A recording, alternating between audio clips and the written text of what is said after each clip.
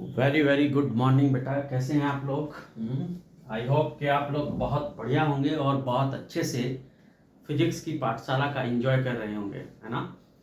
उम्मीद करता हूं कि मेरे वीडियोस आप लोगों को पसंद आए होंगे और आप लोगों ने अपने फ्रेंड्स और अपने रिलेटिव्स को भी इसको शेयर किया होगा और सब्सक्राइब किया होगा। तो आज मैं आप लोगों के लिए लेकर आया हूं कुछ जेई और नीट से कंसर्न्स प्रॉब्लम्स, राइट, जिसको हम लोग यहाँ सॉल्व करेंगे। और जो हमारी ये प्रॉब्लम्स होंगी बेस्ड होंगी आपकी इलेक्ट्रिक फील्ड पर, राइट। तो पहले मैं आपको इलेक्ट्रिक फील्ड की कॉन्सेप्ट बताऊंगा, उसके बाद मैं इसकी कुछ प्रॉब्लम्स लूँगा। तो चलिए आज स्टार्ट करता हूं मैं आप लोगों के लिए इलेक्ट्रिक फील्ड। मैंने आप लोगों को अपनी लास्ट वीडियोस में बताया था कूलम्ब्स लॉ। तो पहले मैं आपको आज इलेक्ट्रिक फील्ड के बारे में बताता हूं। देखो भाई, जैसे आप लोग 11th में पढ़े थे ग्रेविटेशनल फील्ड, यहाँ पर इलेक्ट्रिक फील्ड है, फिर आगे हम लोग पढ़ेंगे मैग्नेटिक फील्ड। बेसिकली जब हम बात करते हैं किसी भी फील्ड की, जैसे इस समय हम लोग बात कर रहे हैं इलेक्ट्रिक फील्ड की, राइट। तो इलेक्ट्रिक फील्ड का मतलब क्या है ये पहले आप लोग समझो। जैसे दो वर्ड्स हैं यहाँ पर, electric field. Electric is concern with the charge bodies, right. तो जैसे सपोज आपकी एक चार्ज बॉडी है, ये आपका एक चार्ज है, मैंने सपोज ले लिया पॉजिटिव क्यू चार्ज ले लिया। ये नेगेटिव भी हो सकता है, पॉजिटिव भी हो सकता है। तो पॉजिटिव क्यू चार्ज है सपोज, तो इसके फील्ड से मतलब होता है हमारा कि इसके सराउंडिंग एक ऐसा एरिया जिसमें इसके इफेक्ट को हम एक्सपीरियंस कर सके। और वो इफेक्ट हमें कैसे पता चलता है, उसके लिए हम लोग कोई दूसरा चार्ज पार्टिकल लेकर आते हैं। एक ऐसा चार्ज पार्टिकल जो बहुत बहुत स्मॉल हो, यानी इस चार्ज के कंपेरेटिवली वेरी वेरी स्मॉल हो। अब very very small charge particle क्यों होता है, क्योंकि अगर वो बड़ा चार्ज होगा तो उस केस में ये और जो आप लेकर आ रहे हैं दोनों चार्जेस के इलेक्ट्रिक फील्ड जो है कोलैप्स करेंगे। तो इसलिए हम लोग क्या करते हैं, जब इसके फील्ड को टेस्ट करते हैं तो हम एक छोटा चार्ज पार्टिकल लेकर आते हैं, very very small negligible size का, जिससे कि उसका जो आपका फील्ड हो वो इसके फील्ड को अफेक्ट ना करे, राइट। और उस चार्ज पार्टिकल को हम लोग कहते हैं टेस्ट चार्ज पार्टिकल। इसका मतलब क्या हुआ कि अगर आप कोई टेस्ट चार्ज पार्टिकल लेकर आ रहे हैं, सपोज ये क्यू नॉट, और वो यहां आकर एक फोर्स को एक्सपीरियंस करता है इस पॉइंट पर सपोज, तो इस पॉइंट से इसके सराउंडिंग ये जो एरिया आ गया दिस, इसी को हम लोग बोलते हैं इसका पॉजिटिव क्यू का चार्ज, जो आपका पॉजिटिव क्यू चार्ज पार्टिकल है इसका इलेक्ट्रिक फील्ड। तो बेसिकली मैंने क्या बताया, इलेक्ट्रिक फील्ड का मतलब होता है किसी भी चार्ज बॉडी की सराउंडिंग वो एरिया जिसमें उसके इफेक्ट को एक्सपीरियंस किया जा सके, उसके प्रभाव को देखा जा सके, और उसके इफेक्ट को हम कैसे जो है कैलकुलेट करते हैं, या कैसे उसके इफेक्ट को हम देखेंगे कि वहां पर इसका इफेक्ट है या नहीं है। उसके लिए हम एक टेस्ट चार्ज पार्टिकल लाते हैं। Test charge particle very small test charge particle आपका नेग्लिजिबल साइज का है in comparison with that of this source charge, right. और फिर देखते हैं कि वो टेस्ट चार्ज पार्टिकल कहाँ से एक फोर्स का एक्सपीरियंस करना शुरू करता है। जैसे मैं इसको अगर प्रैक्टिकली आपको समझाऊं, अगर सपोज आप बिना लाइसेंस के और बिना हेलमेट के मूव कर रहे हैं, ठीक, आपके पास लाइसेंस भी नहीं है यानी ड्राइविंग लाइसेंस, और आपके पास जो है हेलमेट भी नहीं है, और आप अपनी बाइक पर जा रहे हैं, तो जब आप रेड लाइट के क्लोज पहुंचते हैं तो आप देखते हैं कि वहाँ पर जो है एक पुलिसमैन खड़े हुए हैं, और वो बहुत ऑनेस्ट और बहुत जो है स्ट्रिक्ट डिसिप्लिन्ड पर्सन है। तो आपका दिमाग में एक डिस्टर्बेंस शुरू हो जाएगा उनको देखते ही कुछ डिस्टेंस से, कि भाई अब जो है या तो चालान कटेगा या मेरी बाइक यहाँ जो है जब्त होगी। तो आप क्या करेंगे, या तो अपना रास्ता चेंज कर देंगे या फिर आप चालान कटवाने के लिए तैयार रहेंगे। तो जहाँ से आपके दिमाग में उस पुलिसमैन की जो है एक फोर्स लगना शुरू हो गया, तो समझ लो वहीं से उस पुलिसमैन का वो फील्ड शुरू हो गया, राइट। तो इसी तरीके से इस चार्ज पार्टिकल के सराउंडिंग एक ऐसा एरिया होता है जहां पर इसके फोर्स को हम एक्सपीरियंस करते हैं। अगर आप ये टेस्ट चार्ज पार्टिकल लेकर आएंगे तो इस टेस्ट चार्ज पार्टिकल, जैसे ये टेस्ट चार्ज पार्टिकल इस पॉइंट पर आएगा तो इस पर एक रिपल्सिव फोर्स लगना शुरू हो जाएगा, क्योंकि टेस्ट चार्ज पार्टिकल भी पॉजिटिव है, और आपका जो सोर्स है, जो सोर्स चार्ज पार्टिकल है जिसका इलेक्ट्रिक फील्ड आप देखना चाहते हैं वो भी पॉजिटिव है। तो उस केस में इस पर एक रिपल्सिव फोर्स लगना शुरू हो जाएगा, राइट। और यहीं से समझ लो इस सोर्स चार्ज का जो फील्ड है वो स्टार्ट हो जाएगा। तो इसी को हम लोग कहते हैं इलेक्ट्रिक फील्ड, यानी electric field is the area surrounding any charge particle in which its effect can be experienced. Okay, I hope आप लोगों ने नोट कर ली होगी ये बात। तो अब मैं बता रहा था कि जो इलेक्ट्रिक फील्ड है वो आपका क्या होता है। अब अगर हम देखना चाहते हैं कि इलेक्ट्रिक फील्ड की डायरेक्शन और उसकी जो इंटेंसिटी है वो क्या है, तो इंटेंसिटी पहले बताता हूं मैं। Intensity of electric field. तो भाई देखो, जैसे मैंने अभी बताया आप लोगों को कि अगर कोई चार्ज पार्टिकल है, उसका अपना एक सराउंडिंग, उसके जो एरिया है जिसमें उसका इफेक्ट है, ठीक है, तो उस एरिया को हम बोलते हैं इलेक्ट्रिक फील्ड। तो अब अगर जैसे टेस्ट चार्ज पार्टिकल को आप इसके इलेक्ट्रिक फील्ड में लेकर आए तो आपने देखा उस पर एक फोर्स लगना शुरू हो गया था। तो ये जो फोर्स इस टेस्ट चार्ज पार्टिकल पर लगा, यानी अगर F Newton force is experienced bye Q not. Q not ने, जो टेस्ट चार्ज पार्टिकल था हमारा वो Q नॉट था, तो Q नॉट टेस्ट चार्ज ने जो है इस फोर्स F को एक्सपीरियंस किया। तो एक यूनिट चार्ज पे कितना फोर्स होगा, तो यानी फोर्स ऑन यूनिट चार्ज। तो यूनिट चार्ज पे कितना फोर्स हो जाएगा हमारा, F अपॉन Q नॉट। तो ये जो यूनिट चार्ज पे फोर्स लगा, यानी force experience by unit charge, this force is known as the electric field intensity. तो इलेक्ट्रिक फील्ड इंटेंसिटी क्या है? Electric field intensity is the electrostatic force experience by a unit charge. अब यहां पर क्या है कि जो Q नॉट है, Q नॉट कैसा है, Q naught is very very small, यानी टेंस टू जीरो। तो इसलिए इलेक्ट्रिक फील्ड इंटेंसिटी को हम कैसे लिखेंगे, E is equal to limit Q naught tends to zero F upon Q naught. तो हमने limit Q naught tends to zero क्यों लगाया, इसका मतलब होगा कि जो टेस्ट चार्ज है आपका Q नॉट बहुत बहुत स्मॉल है, राइट। अब चूंकि आप जानते हो कि जो इलेक्ट्रिक फोर्स है वो क्या है, वेक्टर क्वांटिटी है, इसलिए हम इस पर एरो लगाएंगे दिस।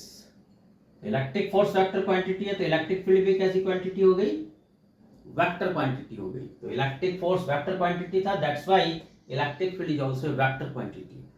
अब इसका जो एसआई यूनिट होता है, एसआई यूनिट, एसआई यूनिट क्या हो जाएगा इसका, आप देख रहे हैं न्यूटन है, ये कूलम्ब है, तो न्यूटन पर कूलम्ब, और एक दूसरा यूनिट भी होता है इसका वोल्ट पर मीटर। तो ये दो इसके एसआई यूनिट हो गए, न्यूटन पर कूलम्ब एंड वोल्ट पर मीटर। चलिए, तो यहां तक आप लोग को क्लियर हो गया। मैंने बताया electric field intensity is the electrostatic force experienced bye a unit charge. एक यूनिट चार्ज ने जितना फोर्स एक्सपीरियंस किया उसी को हमने क्या बताया, इलेक्ट्रिक फील्ड इंटेंसिटी। इसमें मैंने बताया कि जो टेस्ट चार्ज होता है वो बहुत बहुत नेग्लिजिबल होता है, बहुत बहुत स्मॉल होगा in comparison to that of the source charge, right. चलिए, अब बात करते हैं हम लोग डायरेक्शन ऑफ इलेक्ट्रिक फील्ड। अब जो डायरेक्शन है वो डिपेंड करेगा कि जो आपका सोर्स चार्ज है जिसका आप इलेक्ट्रिक फील्ड देखना चाहते हैं वो किस नेचर का है।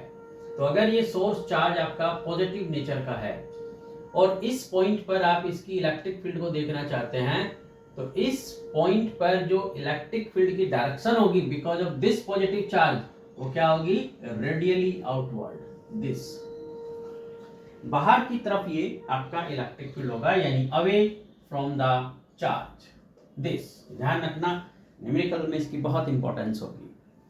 अब अगर टेस्ट, ये आपका जो चार्ज है वो नेगेटिव चार्ज है, ये नेगेटिव चार्ज है, ठीक है, तो उस केस में जो इलेक्ट्रिक फील्ड की डायरेक्शन होगी इस पॉइंट P पर, वो किधर होगी, रेडियली इनवर्ड, यानी दिस, ये टुवर्ड्स द चार्ज। तो ये रेडियली आउटवर्ड होगा, ये रेडियली इनवर्ड होगा, क्लियर। तो ये डायरेक्शन हो गई हमारी इलेक्ट्रिक फील्ड की। पॉजिटिव चार्ज से जो इलेक्ट्रिक फील्ड जाएगा वो बाहर की तरफ जाएगा पॉइंट पर, यानी आउटवर्ड होगा, और ये जो आप देख रहे हैं नेगेटिव चार्ज का जो इलेक्ट्रिक फील्ड होगा इस पॉइंट P पर, वो टुवर्ड्स द चार्ज होगा, राइट। तो ये बात ध्यान रखना इसका न्यूमेरिकल में और आगे कंसेप्ट में बहुत यूज होगा, राइट। चलिए अब बात आती है हमारी, अगर ये टेस्ट चार्ज पार्टिकल है आपका, सॉरी चार्ज पार्टिकल है, पॉइंट चार्ज पार्टिकल है, इसका इलेक्ट्रिक फील्ड हम यहाँ देखना चाहते हैं r डिस्टेंस पर। ये यहाँ से r डिस्टेंस है, ये पॉइंट P है, इस पॉइंट P पर इसका इलेक्ट्रिक फील्ड हम देखना चाहते हैं कितना होगा। तो क्या करते हैं कि हम लोग यहाँ एक टेस्ट चार्ज पुट करते हैं Q0। तो according to Coulomb's law this test charge particle will experience a electrostatic force and this electrostatic force will be repulsive because the test charge is positive and the source charge is also positive. That's why this electric force will be outward, this repulsive होगा। तो इसलिए ये जो electrostatic force हो गया यहाँ पर वो कितना हो जाएगा, मैं मैग्नीट्यूड ले रहा हूँ फिलहाल, K Q नॉट। K क्या होता है यहाँ पर आप अच्छे से जानते हो, K की वैल्यू होती है 1/4 pi epsilon naught. Epsilon naught is the permittivity of free space, right. तो इसीलिए कितना आ जाएगा हमारे पास r square. But you know that E is equal to होता है हमारे पास F/Q0। सो इलेक्ट्रिक फील्ड कितना हो जाएगा हमारे पास, इलेक्ट्रिक फील्ड हम शॉर्ट में बोलते हैं, इलेक्ट्रिक फील्ड इंटेंसिटी है ये बेसिकली।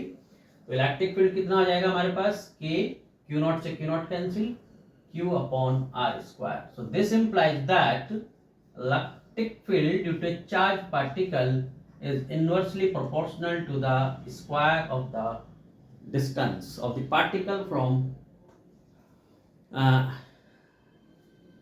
particle की जो डिस्टेंस होगी इस पॉइंट P से उसकी डिस्टेंस के स्क्वायर के इनवर्सली प्रोपोर्शनल है। अब इसमें देखो एक बात और मैं आपको बता देना चाहता हूँ, जैसे अभी मैंने स्टार्टिंग में बताया था कि जो आपका डायरेक्शन होगा इलेक्ट्रिक फील्ड का इस पॉइंट पर वो किधर होगा, वो आउटवर्ड होगा, वो भी बाहर की तरफ होगा, राइट। तो यानी इलेक्ट्रिक फील्ड भी हमारा किधर जाएगा, इसी डायरेक्शन में जाएगा जिधर ये फोर्स है। अब अगर इसको आप वेक्टर फॉर्म में लिखना चाहते हैं तो वेक्टर फॉर्म में कैसे लिखेंगे, this is equal to K Q R square R cap. R cap क्या है, नॉर्मल यूनिट वेक्टर, और R कैप की वैल्यू क्या होती है, vector R/R। R is the magnitude. ये नीचे वाला डिनोमिनेटर में जो देख रहे हैं वो क्या है, बेसिकली इसको हम लोग ऐसे लिखा करते हैं, मैग्नीट्यूड ऑफ दिस, राइट। तो मैंने इसको विदाउट एरो और विदाउट मोड लिखा है, तो that also represent the magnitude of this vector R। तो इसलिए इसको ऐसे भी लिख सकते हैं, E equal to KQ R⁵ R vector. इस R कैप की वैल्यू मैंने यहाँ से पुट की है, तो ये हमारा आ गया, क्या आ गया, ये electric field due to a charge particle at a given point which is at a distance r from the charge particle. Clear है यहाँ तक कोई डाउट आप लोग को, कोई डाउट हो तो मेरे से डिस्कस करना है इसको, ओके। चलिए, तो ये तो था इलेक्ट्रिक फील्ड चार्ज पार्टिकल का। अब मैं थोड़ा सा आगे बढ़ता हूँ इसमें और अब देखता हूं कि भाई जो चार्ज पार्टिकल आपका इलेक्ट्रिक फील्ड में होगा तो उसको कैसे कैसे हम लोग उसको हैंडल करेंगे, उसकी जो मोशन होगी उस इलेक्ट्रिक फील्ड में कैसे कैसे उसको हैंडल करेंगे। तो देखो, जैसे मैंने अभी बताया कि अगर चार्ज पार्टिकल है किसी इलेक्ट्रिक फील्ड में, राइट, सपोज किया कि ये एक इलेक्ट्रिक फील्ड है जो हॉरिजॉन्टली है। मैं दो केस यहाँ कंसिडर करूंगा, हॉरिजॉन्टल एंड वर्टिकल, और एक दूसरा आपका लूंगा इंक्लाइंड वे में।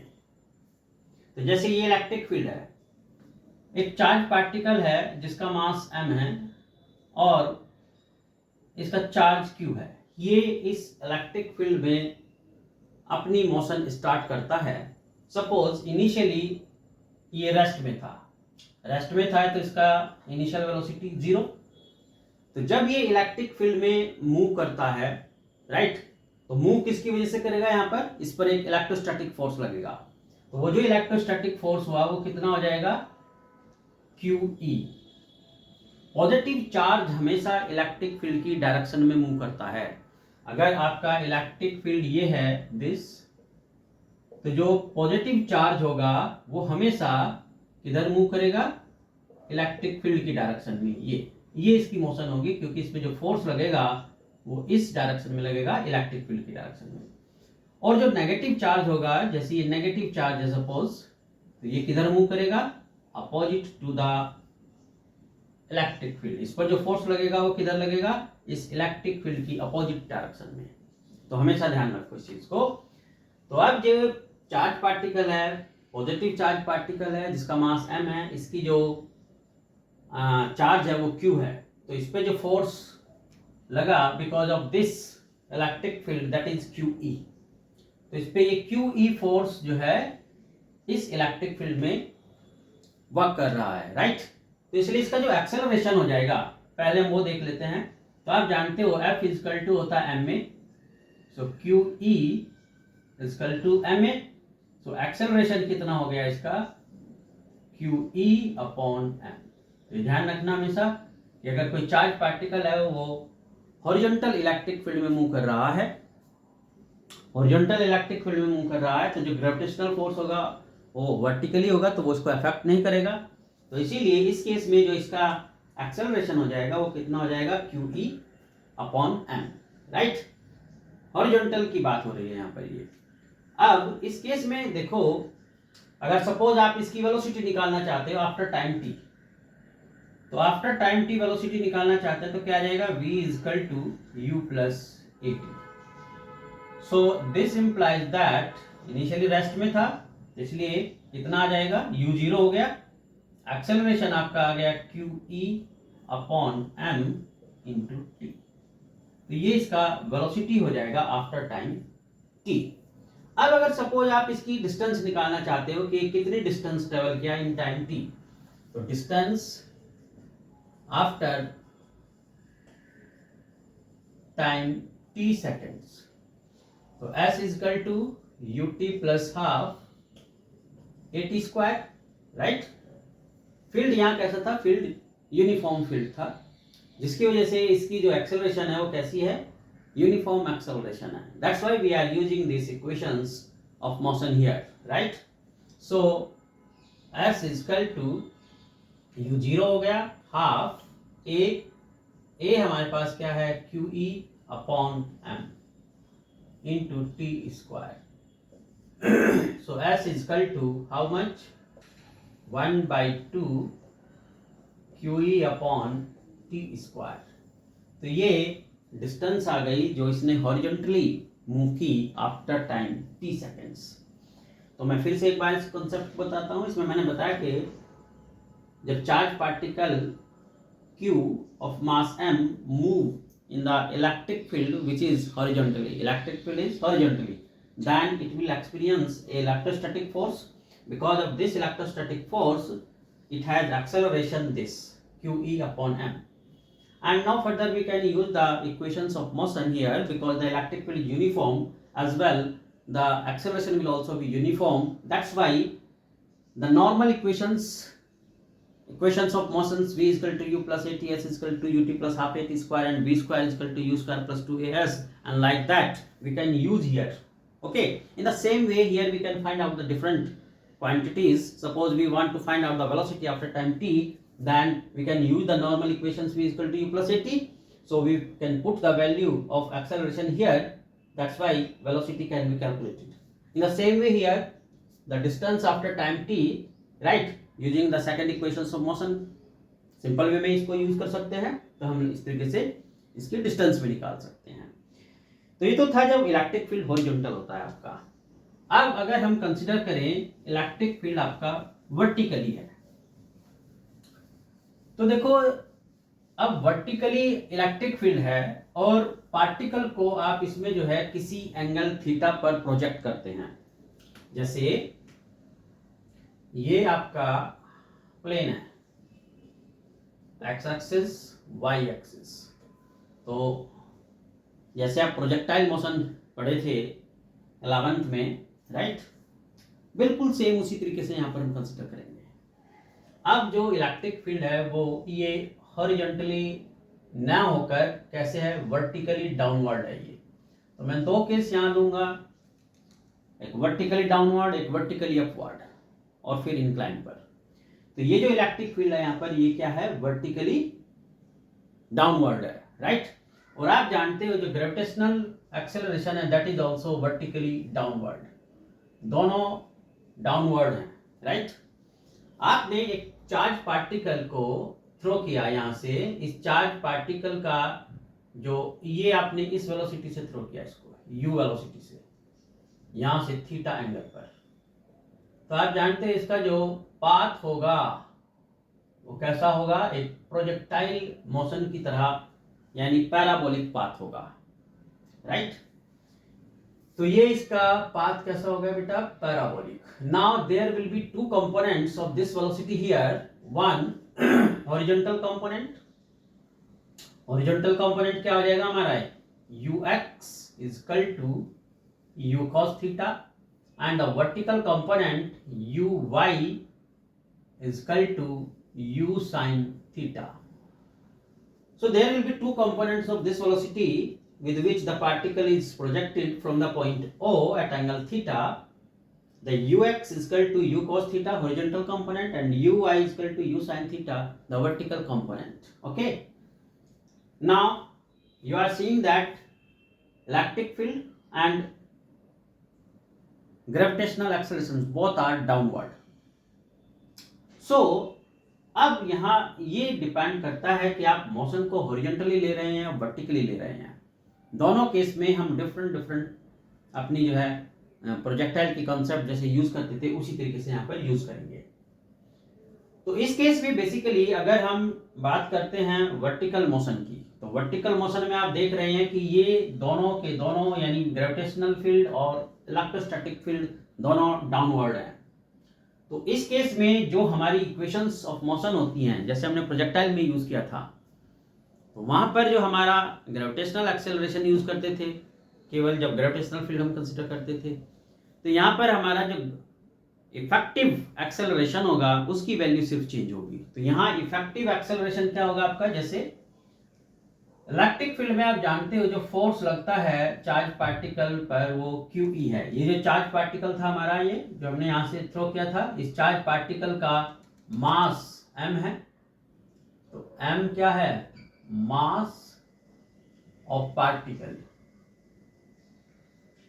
और Q क्या है, चार्ज ऑफ पार्टिकल। तो अब देखो जो इलेक्ट्रोस्टैटिक फोर्स लगा इस पर वो QE हुआ, और एक्सेलरेशन इसका कितना हो जाएगा, दिस। तो यानी ये जो एक्सेलरेशन है इस चार्ज पार्टिकल का वो किधर होगा, डाउनवर्ड होगा, और ग्रेविटेशनल एक्सेलरेशन किधर है, वो भी डाउनवर्ड है। तो इसलिए जो टोटल एक्सेलरेशन हो गया वो कितना हो जाएगा, दिस। तो ये हमारा क्या आ जाएगा, अब वर्टिकल एक्सेलरेशन आ जाएगा। तो हम इस वर्टिकल एक्सेलरेशन को यूज करेंगे। और हॉरिजॉन्टल एक्सेलरेशन कितना होगा बेटा,